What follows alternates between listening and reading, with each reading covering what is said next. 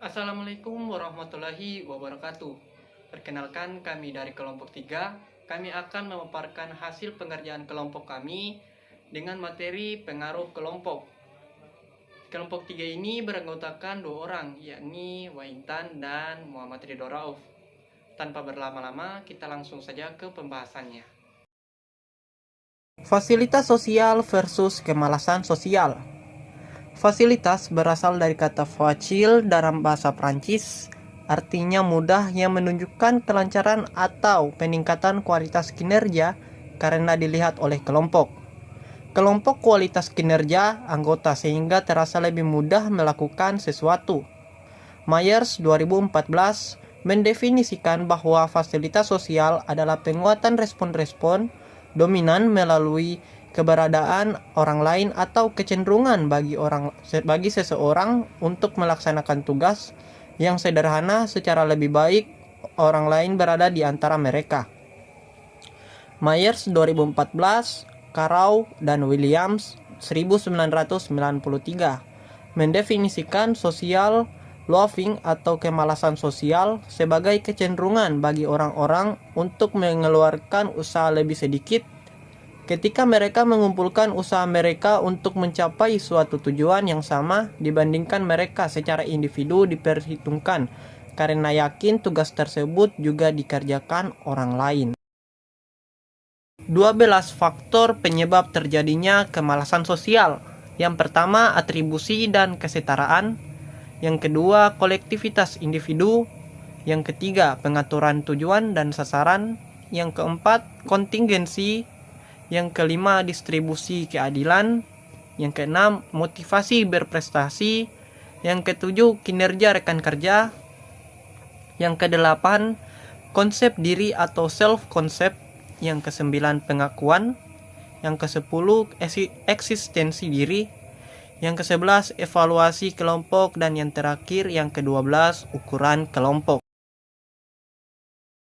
3 penjelasan mengapa kehadiran orang lain dapat meningkatkan atau memperburuk kinerja seseorang.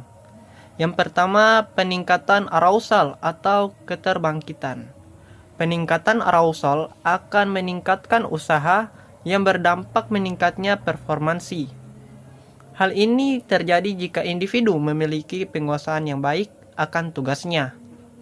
Yang kedua, persepsi individu akan penilaian orang lain.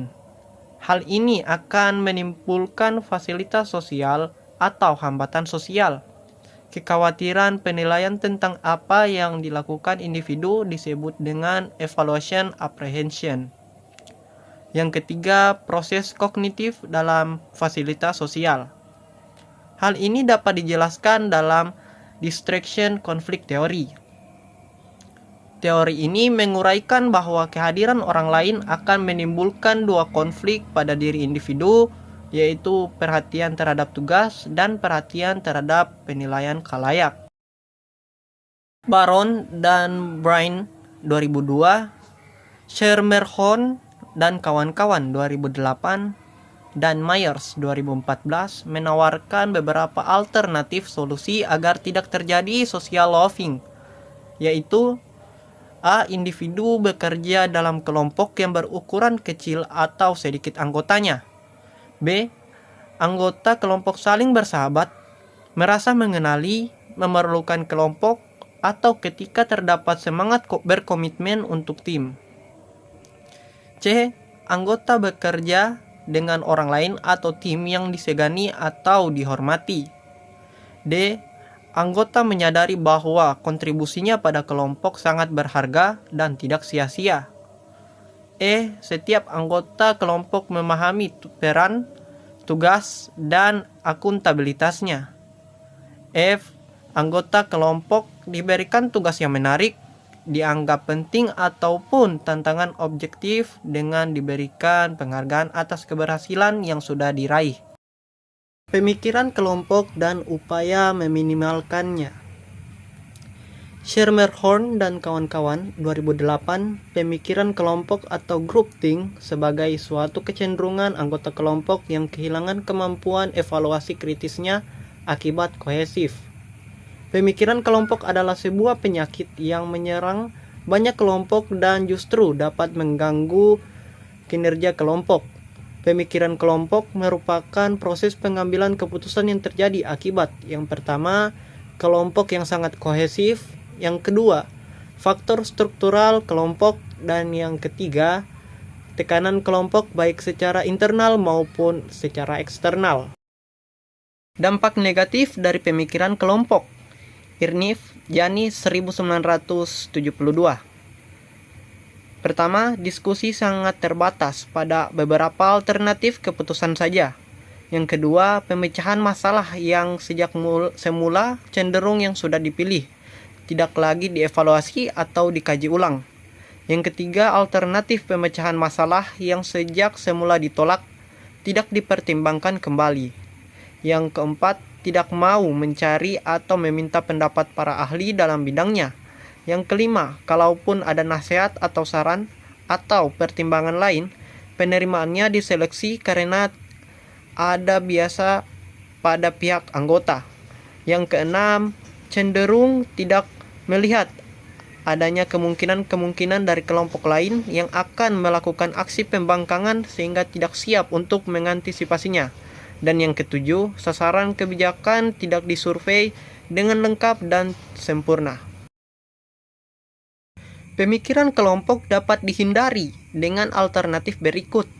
A. Menghindari pengambilan keputusan secara dini atau prematur. B. Memiliki sikap netral atau tidak mendukung posisi manapun. C. Memberi kesempatan setiap anggota kelompok untuk berpartisipasi. D.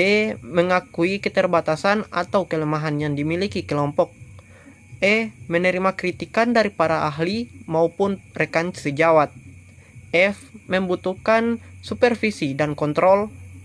G. Mendukung adanya pelaporan bila terjadi kecurangan. H.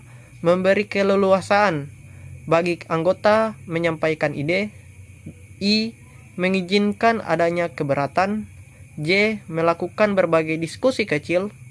K. Mengurangi tekanan terhadap kelompok minoritas. L.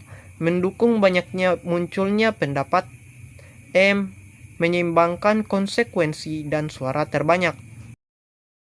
Polarisasi kelompok. Polarisasi berasal dari kata polar yang berarti kutub atau ekstrim dan sasi yang berarti suatu proses yang sedang berlangsung. Dengan demikian, polarisasi berarti proses mengkutub atau proses menuju ekstrim. Polarisasi kelompok adalah kecenderungan atau gejala kelompok yang memberatkan para anggota mengubah keputusan mereka ke arah yang lebih baik atau mengandung resiko karena menyangkut martabat, rasa aman, dan hak-hak asasi manusia. Aloka 2012 menerangkan bahwa polarisasi kelompok merupakan hasil penggeseran keputusan kelompok dari anggota secara individual sebelum keputusan kelompok terkait dengan tugas kelompok. Dalam pemikiran kuantitatif, polarisasi kelompok seringkali ditentukan dengan menghitung rata-rata perbedaan di antara keputusan yang diambil secara individu dan keputusan yang dibuat oleh kelompok. Baiklah, itulah hasil dari pemaparan kelompok kami. Lebih dan kurangnya kami mohon maaf. Wassalamualaikum warahmatullahi wabarakatuh.